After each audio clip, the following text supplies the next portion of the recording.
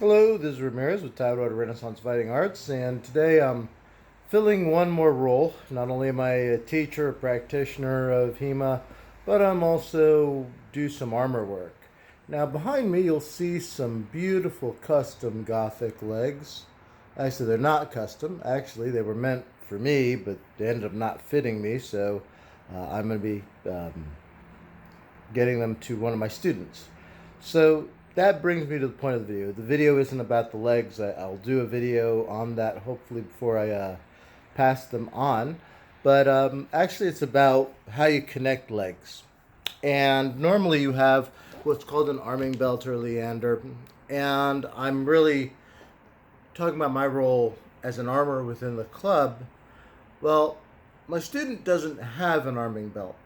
And if you go on to some of the munitions grade websites, which if you've gone to my harness fectin video, you've heard me talk about, you can sometimes find an arming belt, or what they'll call an arming belt, for like 15, 20 bucks. And it looks like a karate gi belt with some holes in it. The holes are where you tie the legs. But it has no buckles, it has no thing. In theory, you're supposed to lace this closed. And I'll be honest with you, I don't really trust that, especially with legs that have that kind of weight. So what we're doing is something that back in my SCA days, you used to wear as an arming belt. They would do a weight belt, and then they would put in the straps or holes or whatever you were going to lace it to. Similar idea, we're taking this nice cloth arming belt, and we're riveting it to a regular leather belt, a sturdy leather belt. And that we're not going to quite finish it until we get the final fitting, so there's probably one or two more rivets that are going to go on here. But yeah, I've just taken the end and riveted through the leather. The first set of arming holes there have a top row, so I just riveted that. And this is a fairly simple process. Take less than an hour to do, to be honest with you, if you have the right equipment. So I just wanted to talk a little bit to you about that. You'll notice that there are some gaps. And you might say to me, hey, Ramirez, you screwed this up. Actually, I didn't. When it's straight, you'll see these gaps. But as it turns, you'll see all the gaps fill up. So this is measured in a way that when it's actually being worn, they're together. There aren't these gaps. But if it was a straight line, you will see some gaps in it. There are some tools you would need aside from the belt and the cloth arming belt or leander.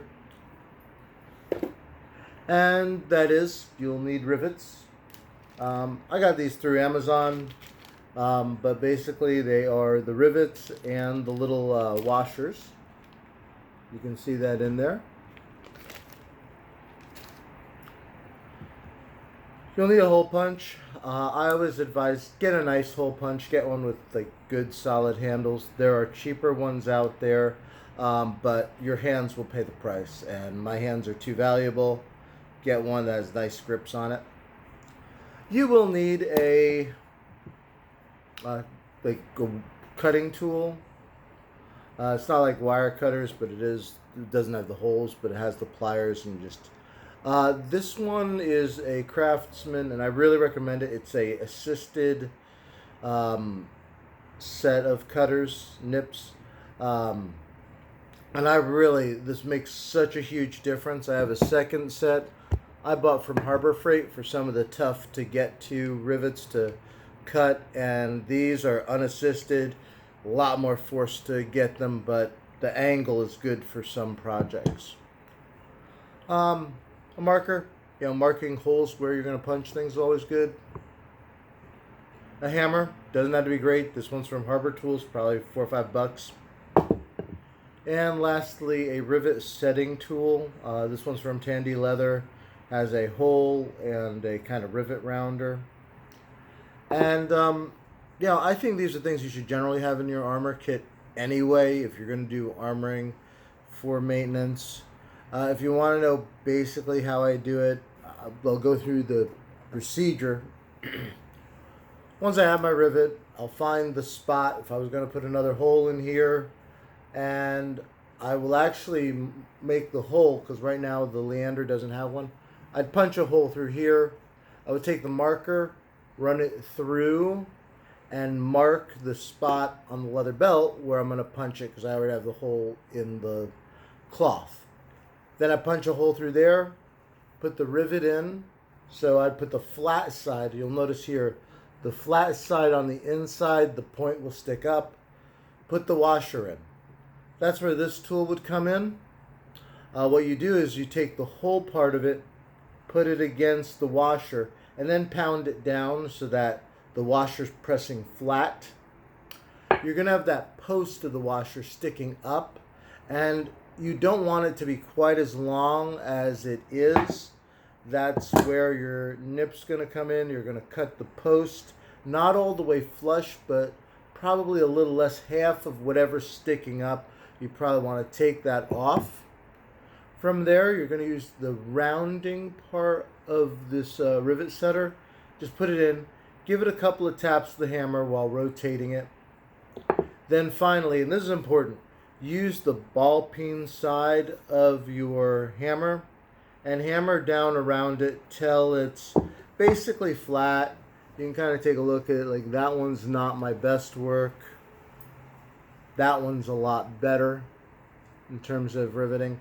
And just make sure that that post is wide enough that the washer can't slip out. And that's pretty much it. I did want to mention one last thing. I do have an anvil here. Now, here's the thing. I live in an apartment. Some of you may live in an apartment or may not have a ton of space for a big anvil or a big anvil. So I have tiny anvil. This is called a jeweler's anvil. If you're thinking this is like, you know, in The Hobbit where you have things and I'm actually a giant and this is a regular size. Nope. This is that small. Here's my hand. Here's my anvil.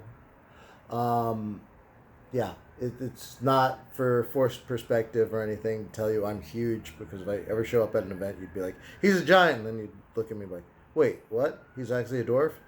I'm not a dwarf, but I'm certainly not a huge person. But a jeweler's anvil will run you about $20.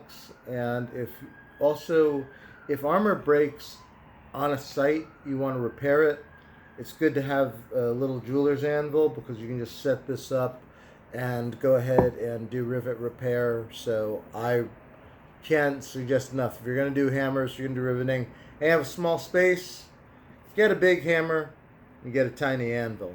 So once again, this is Ramirez with Taiwan Renaissance Fighting Arts. We're based out of Norfolk, Virginia. I'll leave a link below if you're interested. We do have a harness fecting group, so we do normal kind of bloss fecting HEMA things, and then we also wear armor and fight with poleaxes and spears and do half sorting and all sorts of other fun stuff. And I will catch you in the next video.